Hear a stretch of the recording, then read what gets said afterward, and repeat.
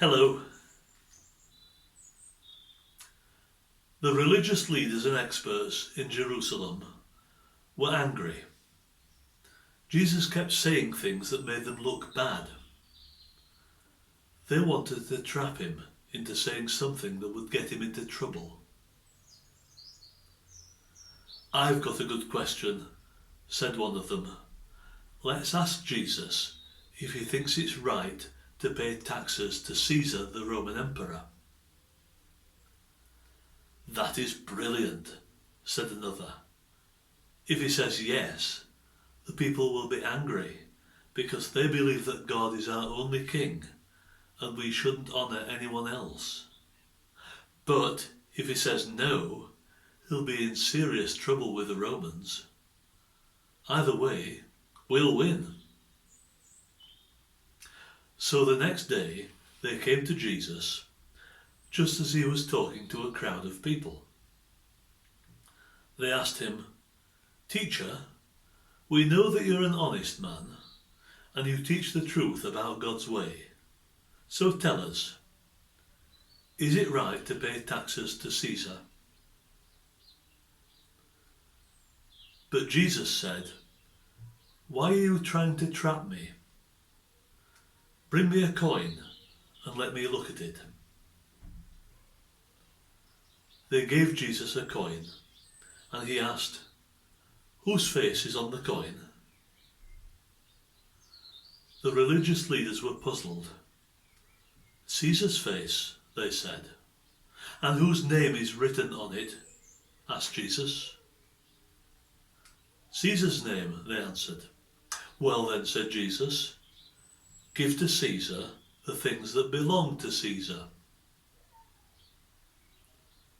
The crowd began to grumble, but then Jesus said, "And give to God the things that belong to God." Somebody laughed. Soon the whole crowd were laughing and cheering at his clever response.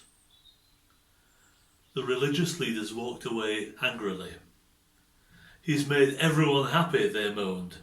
"He's not in trouble with anybody." Jesus carried on teaching. He said, "Beware of the teachers of the law. They like to walk around wearing clothes that make them look important. And they love to have the most important seats at feasts. But they cheat widows and they steal their homes." Later that day, Jesus' friends, his disciples, were still talking about the religious leaders. They were sitting near the temple money box, where people put their gifts. "At least they give a lot of money to the temple," said one disciple. "Do they?" asked Jesus. "Let's sit here for a while and see who gives the most." As they watched, many people came to the temple money box. Some of them gave very large sums of money. Eventually a man came who looked like the richest of them all. And what's more, he was one of the religious leaders. "Watch this one," Jesus whispered to his friends. The man reached into his bag and scooped up a big handful of coins. They rattled noisily into the money box. And then the man did it again. Another noisy handful of coins. "I couldn't count them," said Matthew, "but at least we know who gave the most. No one is going to give more than that."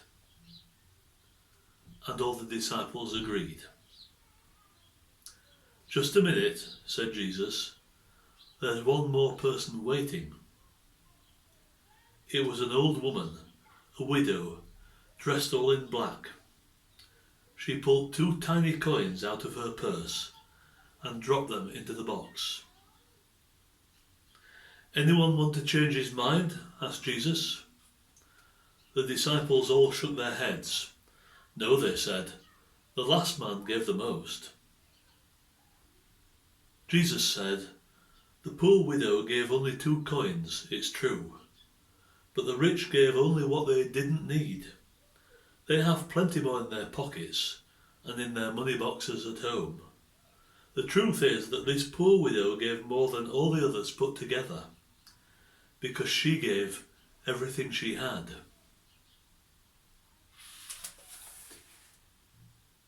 Bye-bye.